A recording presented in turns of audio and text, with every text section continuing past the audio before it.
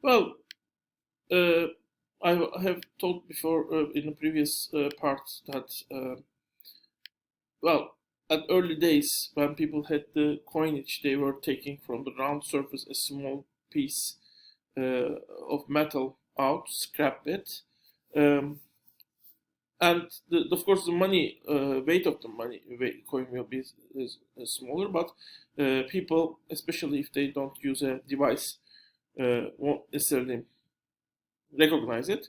But if you have teeth, of course, in that case you will also get those teeth out. I mean, those teeth will disappear. So, and in order to create the teeth again, you should melt the money once again, which is which you cannot do, which is actually punished very severely in many cases. Its punishment was as high as death sentence.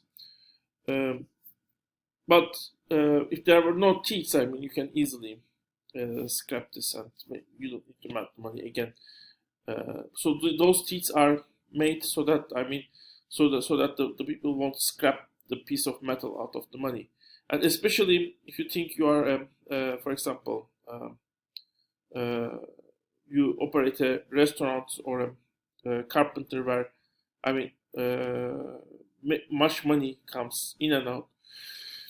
In that case, I mean, if you scrap the round surface of every uh, coin you got, in that case, you can really get a lot of metal because so much money, so much coin is um, getting passing your hand. But anyway, basically, the uh, early coins were created by the states as by the states for the reason of guaranteeing the purity of and the weight of the metals that are used as money. And state, when people bring their gold or metals to the state takes part of the coin they have created for themselves, and that part is called seigniorage. I mean, later in Europe, the feudal lords were also doing the same thing, and seigniorage means actually the right of the senior, which is kind of like the right of the feudal lord, basically. Because today seniorage is also used, but now when states print money, paper money especially, they got right to use the money, all the money they have created. So seniorage is today 100% in terms of the money you have created, you have printed basically. But and in old days, of course, it was not 100%. It was more limited. Uh, so basically, in time, and actually this goes all the way back when the commodities were used as money. Banks were also introduced into the system of money. The very early banks were the temples, which were storing grains. They kind of had double insurance. I mean, if I want to make an investment, I can get grains from the bank, and later I need to get grain is back with some interest to the bank. To In that case, of course, the temple is acting like a bank, and those early temples that act like bank were functioning in Mesopotamia, in Sumerian city states. But also, of course, I mean, if I had, if there is a big, there is a disaster in my village, I can also take grain from the temple, and in time I can pay that grain back with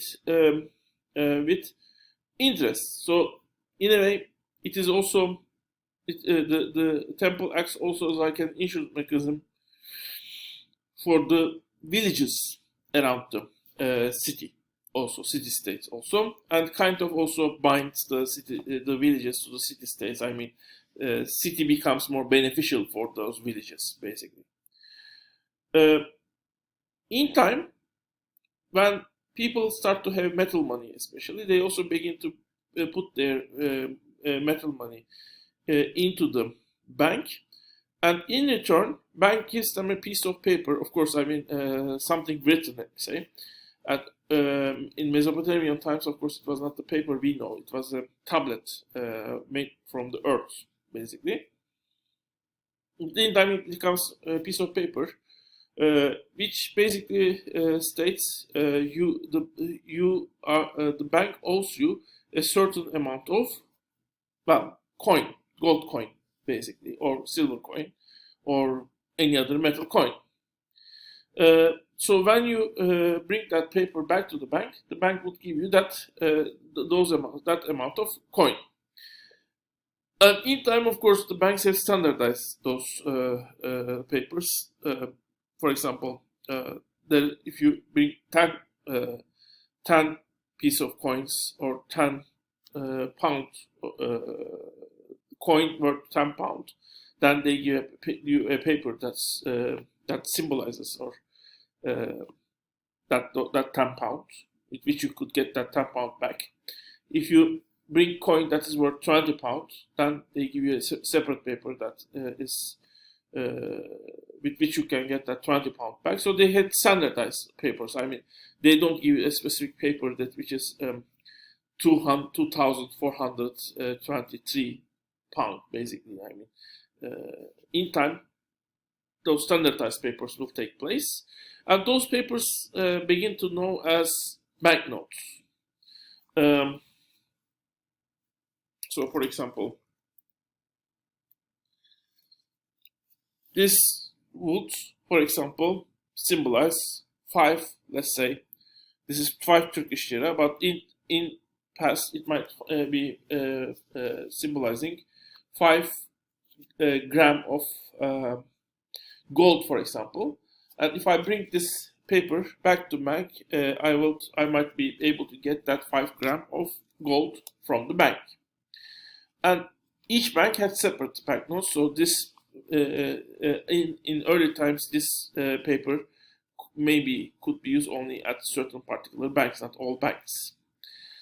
In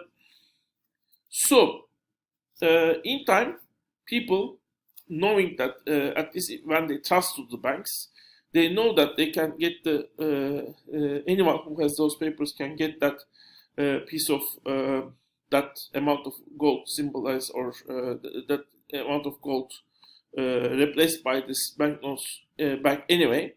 They started to use those banknotes for exchange. I mean, instead of getting my coins back and use them for exchange, I use directly the banknote for the exchange to buy things I need. And the guy who takes the banknote knows that he can go to the bank and get the coin anyway. I mean, for him, the paper is as good as the commodity it represents. So the banknotes, the early banknotes, are representing the commodity, usually the metals in coin form, that are stored in the banks. Those banknotes are called commodity bank money. So the banks, in return, of course, they are able to, since people are not getting their money, rather they are using the banknotes. Now they are able to lend part of that that money, commodity money, the metals, to the people, and get some interest in return. So the basic banking functions start to happen. But when this happens, of course, when banks start to lend part of the money they have in their storage to the people, then there was a problem. They started to have less money in their storage compared with the money they owe to the people who put their money into the bank. Because they have lent part of the money, and they will only get the money they have lent returned when the due date of that loan will come. But in many cases, they promise to the people whom they owe the money, they can get their money anytime they want. So in normal times, this is not a problem, but in many cases, people start to doubt the bank's ability to pay their money back. And when that's the case, they run to the banks, they demand their money, and basically In that case, the bank can go bankrupt, and all the paper money produced by the bank becomes worthless, and this becomes a problem for the whole economic system, because whole economic system relies on those banknotes functioning, basically. So in time, the states start to build some special banks, or give rights to special banks, sometimes private banks, but in many cases states start to run those banks, or at least support those banks. Those banks were called central banks, and they started to have the right to print the money. In the United States, there was a long discussion of central bank, I mean, whether central bank that's controlling the money supply is necessary or not. But in the end, United States, at the turn of the century, 20th century, in the early years of the 20th century, they have created the central bank. So those central banks, they had this exclusive right of printing money, so the banknotes become national currencies, but those national currencies were still commodity backed, which means if you go to central banks, you could get the amount of metal that is symbolized by that paper back. At a certain point, that money was symbolized a certain percentage, certain amount of gold and silver for some countries at least. So when you bring it back to the central bank, you could get a certain amount of gold or certain amount of silver. But in time, all central banks start to back their money with gold, which means when you go to central bank, now you can only get gold, not silver. However, of course, I mean, the central bank's gold supply is also limited. And at certain times, especially wars, but also in case of certain big financial disasters, the countries needed to spend a lot of money. But their gold reserve is limited, which means if they print a lot of banknotes, if even a small fraction of the people go to the central bank and want exchange their banknotes with the metals, the countries could go bankrupt. So at the time of war, they just stop exchanging their paper banknotes with them, with the metals. United States does it in the Civil War, and then whole world did it in the World War One. After World War One, many countries have gone so much in debt they could not start exchanging their banknotes with the commodity, I mean the gold in this case, for years after the war has ended. By the way, the legal term was actually opening and closing the gold window. I mean, if you open the window, that means through the window of the bank, you can exchange the banknote with the gold, basically. So after World War II, in order to prevent this happening again, a new system was founded by several countries together.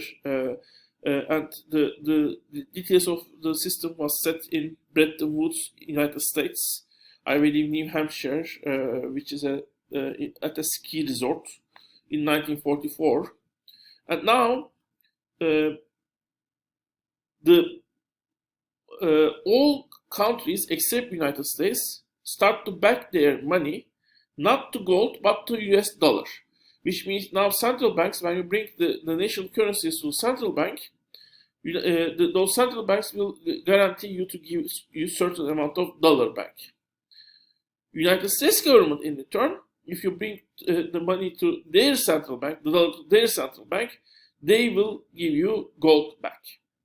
So in a way, I mean, at two stage, the money, the banknotes were still backed by gold, which means you might still think that the value of the Turkish lira or British pound was still its equivalent gold represented by that banknote through the US dollar medium. Well, in 1970s, this has changed. And how this has changed, I will talk on that in the next part.